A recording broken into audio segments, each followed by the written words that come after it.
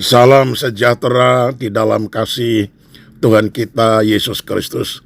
Shalom. Selamat berjumpa rekan-rekan yang dikasihi oleh Tuhan dan jemaat yang dikasihi oleh Tuhan. Bagaimana kabarnya? Semuanya sehat? Haleluya. Mari kita bersiap untuk menerima renungan pagi kita satu di dalam doa. Tuhan Yesus, kami bersyukur untuk pagi yang indah sekarang ini, di mana Engkau telah karuniakan kembali kepada kami. Itu sebabnya sebelum kami melakukan seluruh aktivitas kami sepanjang hari ini, kami mau menerima suara gembala lewat renungan di pagi ini. Mari Tuhan berfirman-Lah di dalam nama Tuhan Yesus Kristus. Amin. Tema renungan pagi ini yaitu perselisihan. Terambil dari 1 Korintus 3 ayat yang keempat yang berbunyi demikian. Karena jika yang seorang berkata, aku dari golongan Paulus, dan yang lain berkata, aku dari golongan Apolos, bukankah hal itu menunjukkan bahwa kamu manusia duniawi yang bukan rohani? Nah, saudaraku yang kekasih, sejak zaman dahulu, perselisihan seringkali menjadi pemicu terjadinya pertengkaran atau permusuhan yang akhirnya membawa kepada kehancuran. Di masa sekarang pun hampir setiap hari televisi atau surat kabar menyajikan berita tentang konflik antar golongan, rumah tangga, atau negara. Perselisihan ibarat virus yang secara perlahan menggerogoti persatuan dan kesatuan yang sudah terbina. Nah, saudara, Paulus pun menyampaikan hal ini kepada jemaat di Korintus ini sebagai satu tubuh di dalam Kristus.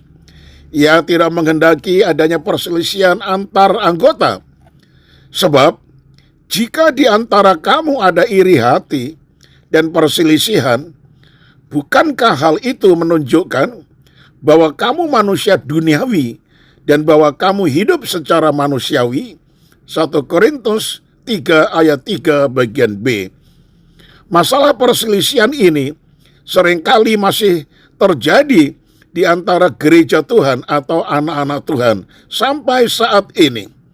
Mereka saling menonjolkan golongan atau merek gerejanya atau pribadinya, sehingga perkara-perkara rohani terabaikan. Dalam hal ini Paulus berkata, aku menanam, Apolos menyiram, tetapi Allah yang memberi pertumbuhan. 1 Korintus 3 ayat 6. Jadi segala keberhasilan kita dalam usaha apapun termasuk pelayanan sama sekali bukanlah karena kegagahan atau kehebatan kita atau kepintaran kita, tetapi semuanya karena Allah sendiri yang menumbuhkan. Maka jangan ada yang memegahkan diri, karena kita ini hanyalah alatnya. Jangan ada di antara kita yang sampai lupa diri dan membanggakan keberhasilan kita, baik itu di dalam hal karir, studi, juga di dalam pelayanan gereja. Nah, saudara, dalam segala hal hendaklah Kristus tetap menjadi pusat perhatian kita. Tidak ada oknum lain yang boleh bertahta di dalam hati kita. Bila pusat pembicaraan kita hanya keagungan nama Tuhan Yesus Kristus, saudara, tentu tidak akan timbul perselisihan. Dan jika kita sadar bahwa semua pelayanan yang oleh Tuhan dipercayakan kepada hamba-hambanya adalah ladang Allah, maka kita akan menghormati pekerjaan mereka lakukan. Tentunya kita tidak akan menghakimi orang lain atau menganggap gereja dan golongan kitalah yang lebih baik. Nah, saudaraku, biarlah kita saling menghormati dan saling kita mendoakan, saling menolong. Semuanya harus sadar kita ini hanya alat sekedar di tangan Tuhan, dan Tuhanlah yang menumbuhkan. Saya tutup dengan kalimat ini. Tanpa campur tangan Tuhan, apapun yang kita kerjakan tidak berarti apa-apa. Kita satu dalam doa. Terima kasih untuk renungan di pagi ini, di mana Tuhan tidak menghendaki adanya perselisihan, khususnya di dalam gereja Tuhan.